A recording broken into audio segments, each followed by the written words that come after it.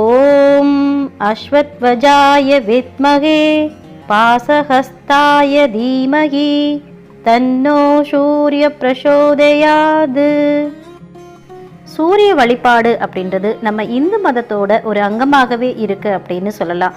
சூரியனோட ஒளிக்கதிர் தான் இந்த வையகத்தை அதாவது இந்த உலகத்தை உயிர்ப்போடு வைக்குது.